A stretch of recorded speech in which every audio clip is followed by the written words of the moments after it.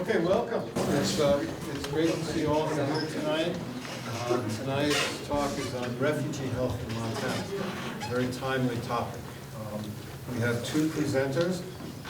The first is Narissa Kern, who happens to be my daughter. So she did not give me a bio to read, because she says I should know enough about her that I can introduce her without a written bio. So I'll try to just summarize it. She went to Lewis and Clark for her undergraduate work and went on to Harvard Medical School. She's had overseas experiences in Zanzibar and in Guatemala. Then she and her husband spent, I think, about 9 years on the Zuni Reservation in New Mexico, where they worked for the Indian Health Service. Currently, she is, this is one Associate Director, I think, of the Family Medicine Residency Program here at the University of Montana. And she also works at the Partnership Health Clinic here in Missoula. And she's a family medicine doctor. Also tonight, we're going to hear from Rachel Iaroka, and Rachel is a first-year resident in the Family Medicine Residency Program of Western Montana. She's from New Hampshire, attended Dartmouth College, and then she worked at the Depression Clinical Research Program at Massachusetts General Hospital. After 2 years as a research assistant there, she received her post-bac pre-med certificate at Bryn Mawr College, and then returned to the Geisel School of Medicine at Dartmouth for her medical school. So please join me in welcoming Narissa and Rachel for tonight's lecture. Thank you. Can everybody hear me okay? Yeah? Great. So, got a few learning objectives for this evening. The first part is just to do a basic overview of some global migration trends, and that's the part that I'm going to talk about. And then we'll switch over to Rachel, who will talk a little bit about some of the basics of overseas and domestic medical screening, and then do a case-based review of some medical problems that we've encountered here in our residency clinic dealing with the refugee population in Missoula. So I'm going to start out with just a definition. So refugees are people who live outside the country of their nationality and are unable or unwilling to return due to a well-founded fear of persecution because of one of 5 things: either race, religion, nationality, membership of a particular social group, or political opinion. I think it's really important to note that people get designated as refugees before they arrive in the United States. So this is a pre-arrival designation. And the process is somewhat lengthy. So the first step is that a refugee registers with the United Nations High Commission for Refugees, UNHCR, to make sure that they're an individual that qualifies as a refugee under international law. And they go through a series of interviews as part of that, and also do some biological screening such as iris scans. And then they are referred to the U.S. Embassy, where an officer from the U.S. Department of Homeland Security conducts a detailed face-to-face interview to determine if they qualify as a refugee under U.S. law.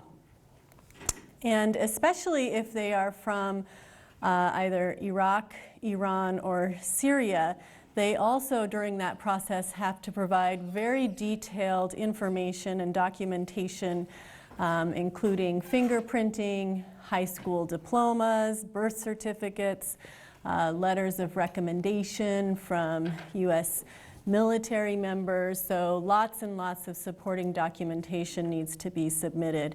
And all of their interviews are recorded and compared from one interview to the next to make sure that there's no discrepancy in the story that they're saying. And then the refugee's case is submitted to the Department of State's Bureau of Population, Refugees, and Migration, PRM is the shorthand for that, for final approval for admission. And at that time, their application is run through a database of 9 different law enforcement, intelligence, and security agencies. And that whole process can take several years. And if at any point the process becomes delayed, their security checks can expire and applicants have to begin the whole process over again from the beginning. So I think it's safe to say that refugees are truly some of the most carefully vetted entrants into the United States. I want to go over a couple of other definitions because I think sometimes these terms get confused and or used interchangeably by mistake. So the first is asylees. So asylees are people who meet the same basic definition of a refugee, but the difference is that they travel to the US on their own accord, either as a student or a tourist or a business person or as an undocumented alien, and then they apply for asylum status after they've arrived in the United States. Immigrants are people who enter the US either legally or illegally with planned permanent residence. And the main difference here is that they are making a conscious decision to leave their home country to seek a better life elsewhere. And the primary motivator in these cases is usually for economic reasons, not because of persecution. And then there are internally displaced persons. These are people who are forced to move from their home. This can be because of persecution, conflict, or natural disasters. But they remain in their own country. So they're displaced from their home, but they're still living within the boundaries of their home country. And then stateless people are people who are not recognized as citizens of any country. And that can happen for a number of reasons as well. So, for example, state dissolution, when their country of nationality simply ceases to exist, such as occurred with the former Soviet Union. Residents of occupied territories that are not recognized as sovereign states, so Palestine is an example of that. Minorities who are excluded from citizenship due to discrimination, so the Bhutanese in Nepal are an ethnic group. And as a result of lacking citizenship, stateless people often also lack access to basic rights such as education, healthcare, employment, and freedom of movement. So because they don't have legal status, they oftentimes can't leave the country and go somewhere else. We are currently experiencing the highest number of forcibly displaced people ever on record in human history, 65.3 million, of which 21.3 million are refugees. That works out to, on average, 24 people who are displaced from their homes every minute of every day, about 34,000 people a day. And it's estimated that 1 in every 113 people who live on this earth is either an asylum seeker, internally displaced, or a refugee.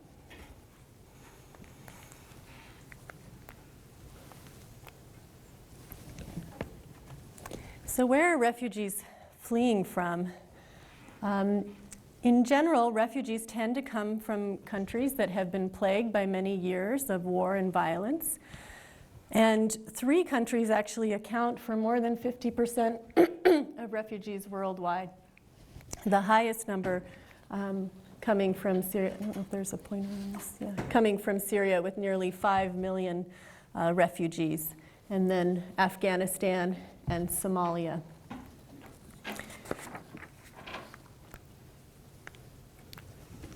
I think it's also important to note that the majority of refugees, more than 50%, are children under the age of 18. This graph looks at the top hosting countries. I think we hear a lot about the US and Europe being asked to host refugees, but I think it's really interesting when you look at the top 6 hosting countries in the world: Turkey, Pakistan, Lebanon, Iran, Ethiopia, and Jordan. All of them are developing countries, and in fact, 86% of the world's refugees are hosted in developing countries that in many respects have the fewest resources to share with refugees. I'm going to talk a little bit about protracted refugee situations. A protracted refugee situation is defined as 25,000 or more refugees of the same nationality that have been in exile for 5 or more years. And this accounts for more than half of the refugees in the world. Not surprisingly, Syria, Afghanistan, and Somalia all fit into this category. The average length of a major protracted refugee situation is 26 years. The longest group is made up of Palestinians who have been displaced since before 1950. Most of the refugees who are in protracted refugee situations are confined to refugee camps. And that often results in restriction of their movement. There often is not good access to employment or legal protection, and there can be very high rates of physical and sexual violence in a lot of refugee camps. In addition, refugees are often reliant on international aid organizations in order to be able to fulfill basic needs such as potable water, food, and shelter, and health care. The majority of refugees that we have seen here in Missoula have been in camps, refugee camps, for many years, and most of the children that we are seeing have lived their entire lives in refugee camps. A resolution of a protracted refugee situation really requires one of 3 things. The most desirable, of course, is that refugees are able to voluntarily return to their home countries in safety and dignity. I think that's the solution that all of us would like to happen, but often, unfortunately, is not possible. The second is what happens most commonly, which is local integration into the country of asylum. And this is where many of those hosting developing countries that we showed in the prior slide come into play. And then third country resettlement, which is where the US comes into the picture, I think is important to note that less than 1% of refugees actually end up in third country resettlement. So I'm going to talk just a little bit about the history of refugees in the United States. In 1948, the US enacted the first refugee legislation, which allowed for the admission of more than 650,000 Europeans who were displaced by World War II. In the 1960s, there were some later laws providing admission for people fleeing communist regimes during the Cold War. And then in 1975, there was a need for resettlement of hundreds of thousands of Indo-Chinese, and Congress passed the Refugee Act of 1980 after the Vietnam War. The Refugee Act of 1980 was what established the Office of Refugee Resettlement, ORR. In 2000, the ORR expanded its services to not only cover refugees, but also cover people who have been granted asylum, survivors of torture, which Rachel will talk a little bit more about in her talk, and certified adult victims of trafficking. And then in 2003, oversight was again extended further to unaccompanied alien children. So unaccompanied alien children are minors who arrive in the United States without a guardian. Usually they are coming to join other family members that are already in the United States, or they are trying to escape violence or abusive family relationships. They typically come from one of 3 countries, Guatemala, Honduras, or El Salvador. And in the most recent fiscal year, there were approximately 60,000 unaccompanied alien children who entered the United States. This shows you what the caseload for ORR looked like in the last fiscal year. You can see that the majority, or the largest number, is accounted for by refugees. and then they have asylees. Cuban and Haitian entrants is sort of an interesting category. Since 1995, the U.S. has had this wet foot, dry foot policy toward Cubans, where basically if they were intercepted at sea, they were forced to return to Cuba. But if they were able to make it to land on the United States, they were automatically granted permanent residence. In January of this year, President Obama actually ended that policy because of the warming diplomatic relationships with Cuba. And so now Cuban immigrants are treated no differently than any other immigrant group. So I expect this number will fall significantly.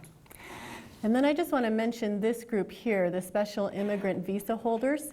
This is unique just to immigrants from Iraq and Afghanistan who have had special service to the U.S. government. So for example, I have a patient right now from Iraq who worked for many years as an interpreter for the U.S. military, and so was granted a special immigrant visa holder in recognition of that service. This graph shows U.S. refugee annual resettlement. Since 1975, the U.S. has resettled more than 3 million refugees, and more than 3/4 of those refugees have either been Indo-Chinese or citizens of the former Soviet Union. And the way it works is that the U.S. President and Congress approve refugee quotas for each year. So in 2016, that number was increased to 85,000. For the 3 prior years in the Obama administration, it had been at 70,000. Obama had proposed to increase that number to 110,000 in fiscal year 2017, which is what we're in right now. But when Trump came into office, he reduced that number to 50,000.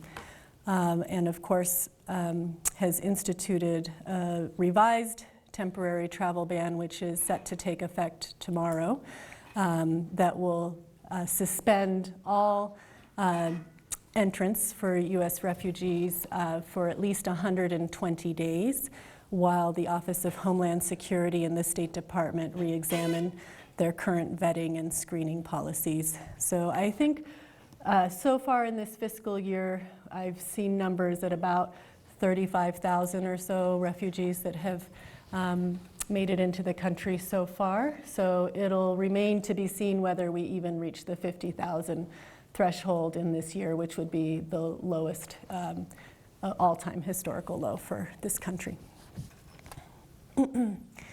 This shows what countries refugees came from primarily in the fiscal year 2016. You can see that nearly 50% either came from the Democratic Republic of Congo, Syria, or Burma. Syria just had an increase this last year. Obama set a ceiling not target of 12,000 entrants for Syrian refugees. Prior to that, I think the year before that had only been 2,000. Again, Syria has the largest number of refugees worldwide, nearly 5 million.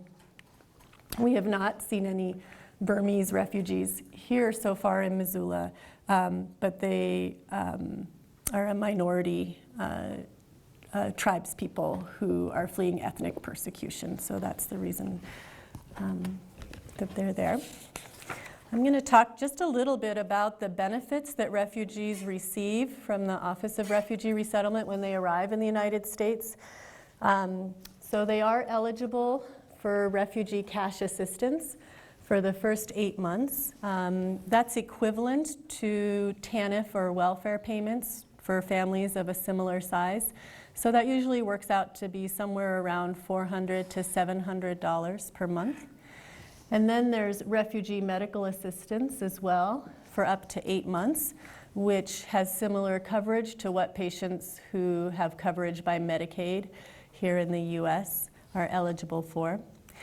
And then for up to 5 years, they can get some basic job training and preparation, as well as English as a foreign language classes. But as far as financial support, that really ends after 8 months. So you can see that it's really a very narrow window of time that they have to become self-sufficient, which when you consider the tremendous cultural, educational, and language barriers that they have to overcome, it really is not very long at all. And I can certainly speak to the fact that one of the highest priorities for our refugees when they arrive here in Missoula is trying to secure employment.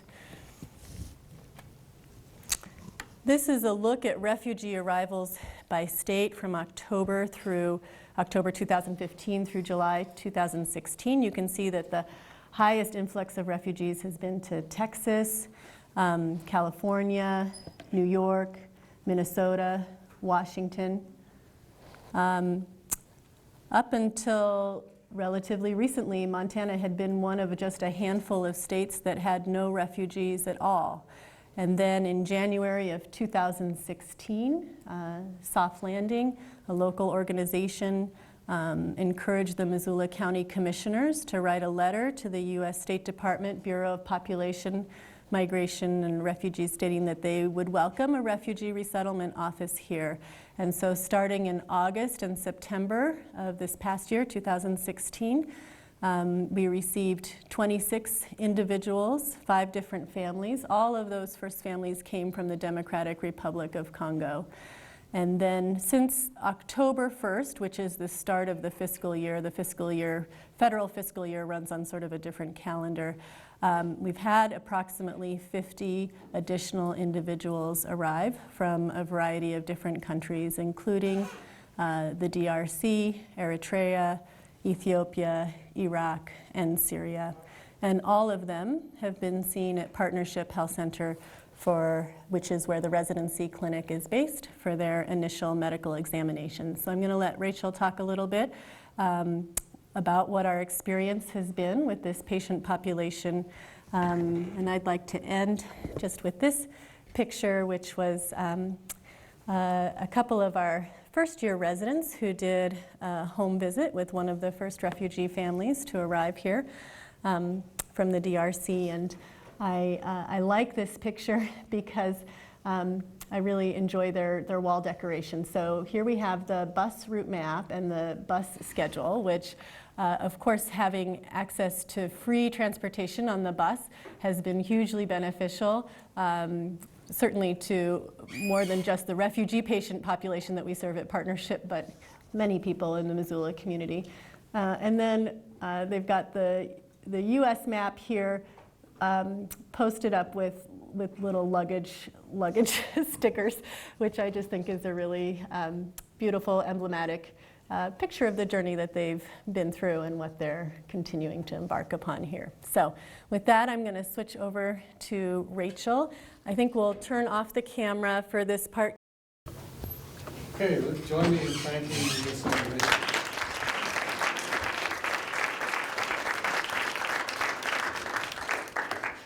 Okay, questions?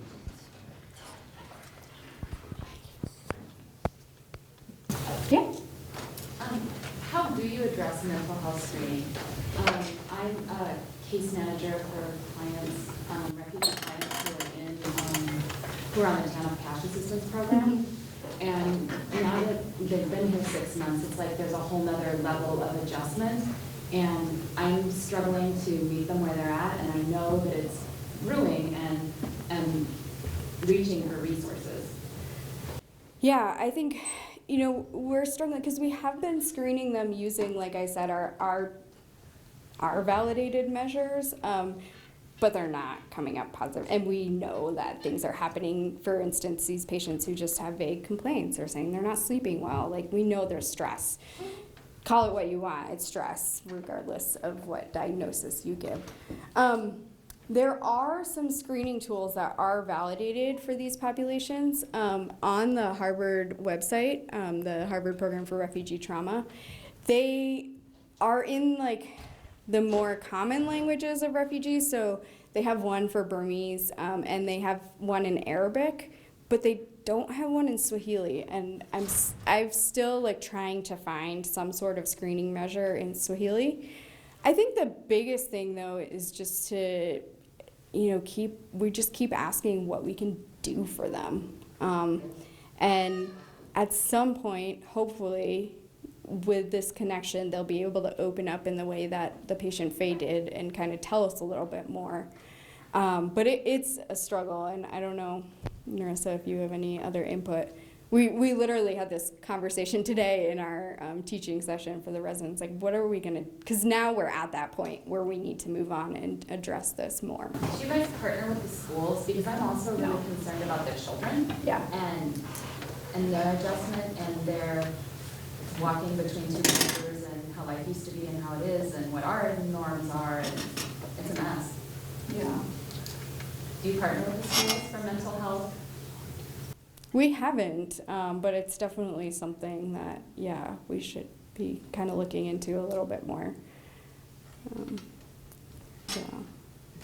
I'd just like to make a comment and then ask a question. And my comment is by way of a compliment, because I recognize that there's still more to do here. But after I came back to Missoula from my experience in Africa, I found that there's virtually no knowledge about tropical medicine or tropical disease anywhere in the city of Missoula. So I just want you to realize how far we've come. This is really impressive, the way the residency program and the Partnership Health Center has been able to really dig into the various issues, not only the biology of the parasites, but also the different resources that are available. This is a huge step forward. I mean, I know there's further to go, but this is a huge step forward. So my one question for you, Rachel, is, one of the things that we know is that there's also some things that happen post-arrival. Yeah. Are you paying attention to the stressors that occur in the post-arrival kind of situation? Mm-hmm. Yeah, I mean, we're definitely trying to.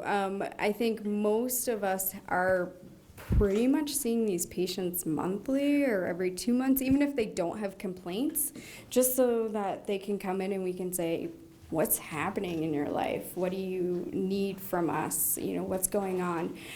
One of the things that I've actually experienced is 2 of my refugee families have now moved out of town. And it happened very dramatically and suddenly for me. I'm sure that they had been planning this for some amount of time, but I really wish that I had, and I don't know how I could have done it differently, but I really wish that I had kind of talked to them a little bit more and known if there was something triggering this and what we could do to either help them move to get to a community of others from their area, or what it was that we could have given them.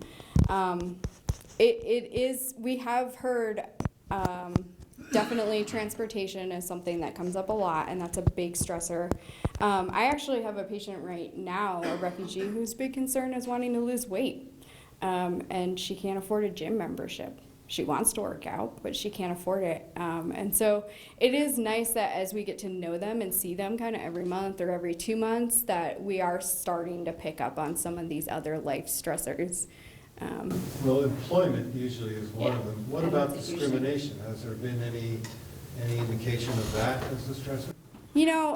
And I don't know how much of this is them just wanting to be polite or if this is cultural, but I have not heard anything. And in fact, I've just heard from most of my patients that they feel really welcomed and really excited to be here, which is good, because I did not get the sense before their arrival that necessarily was going to be the case if you read newspaper articles or anything like that. But I have not heard. I don't know if you've heard any complaints at this point.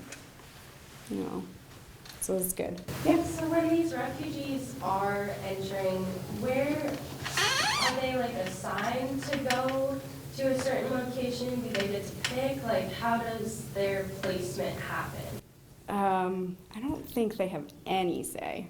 Yeah. None. No. Okay. So they could just be like, you're going to Missoula, Montana. Yeah. Okay. Yep, exactly. What you can move again, so Yeah. the secondary migration, which Rachel just Yeah. referred to, often occurs. And so people might then decide that they would rather be in a place where there's a greater concentration of people from their own country. Yeah. However, when they do that, they lose all services. So, as I discovered with one of my patients. So the International Rescue Committee, the IRC, which is the group that's bringing refugees into Missoula, Montana, as soon as they choose to move, they're done. They don't get services.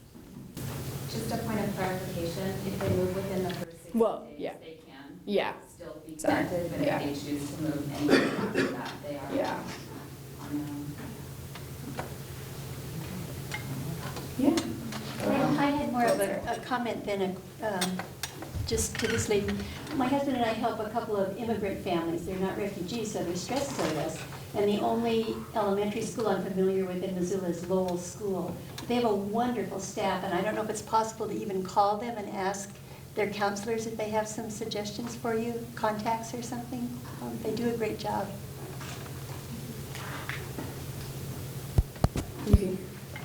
I'm a nursing student working on some sort of care coordination issues with the refugee population here in Missoula. And it's my understanding that the translation services work well at Partnership and at the two hospitals, and they're not so well in smaller clinics that patients get referred to.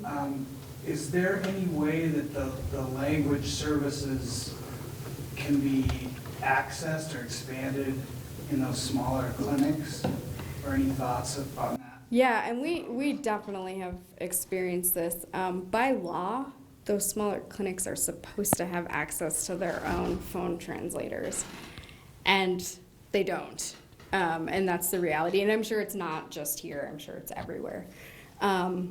They don't. And the county or Partnership pays for that service, and St. Pat's pays for that service. So we haven't come up yet with a good way of how that could happen. As far as what we're mostly doing is just trying to refer within the St. Pat's or community hospital systems, because that's pretty much the only way we're getting guaranteed. Yeah. So. I was just going to mention that we're very fortunate to be able to partner with some of the public health nurses at the health department as well. And so we have been able to take our translator phones to do home visits, and they have access to that for home visits, which has been helpful, especially for follow-up for some of our patients, because they haven't always come in for their scheduled follow-up visits, and so needing to track them down, find out what happened, and being able to take the phones and to do that has been really critical. Yeah. I was just wondering, with your team of people that meet monthly or bi-monthly, are there mental health specialists in this category, or are they mostly primary physicians? Or Yeah, so the primary physicians are who's seeing the patients regularly, but we do have an amazing mental health team at Partnership, and they have been exploring ways of starting to offer care to these refugees, and we're sort of trying to explore ways of introducing this idea of counseling or meeting with a mental health provider, because that's a very foreign idea to a lot of these people as well. But that is definitely a goal of ours, because we have access to this incredible service that a lot of people don't have access to. And so we really want to be able to use that at some point. And I think that's part of our next step, getting into the mental health here. Yeah. Okay. Yeah. Well, that may be cultural also, perhaps, and I work part-time over here at the Curry Center where, students come in and they're, exploding with whatever in the world is going on in their lives. But that's students here in Missoula, Montana. If I'm coming from Somalia, perhaps in that culture, it's taboo to talk about whatever in the world happens to be going on behind closed doors. Yeah. And the idea of coming to see a doctor or a counselor to talk about that is a little bit foreign to them. And you also have to add the burden of having a translator. So not only are you talking to someone in front of you who you may know, but you're talking to a stranger also. And that's really hard. I mean, even as a doctor, sometimes I feel like that's hard for me to talk through a stranger. So. I have a question in that sometimes I talk to people who speak languages I don't know, but I just pull up the app on my phone and can go back and forth. Really, I mean, it takes a few extra minutes to have a conversation, but is there some reason why they couldn't have a translating app, maybe at a computer station that could actually help facilitate communication? Yeah, I think it's possible. There are some regulations as far as HIPAA and privacy in medical practice that sometimes limit that.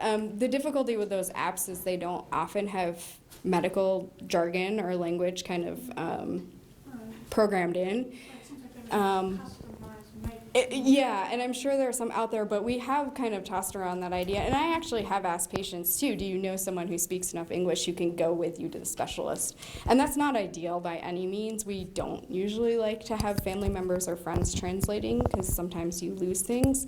But I have sent patients with friends who can translate for them when they need to go see a specialist. Yeah.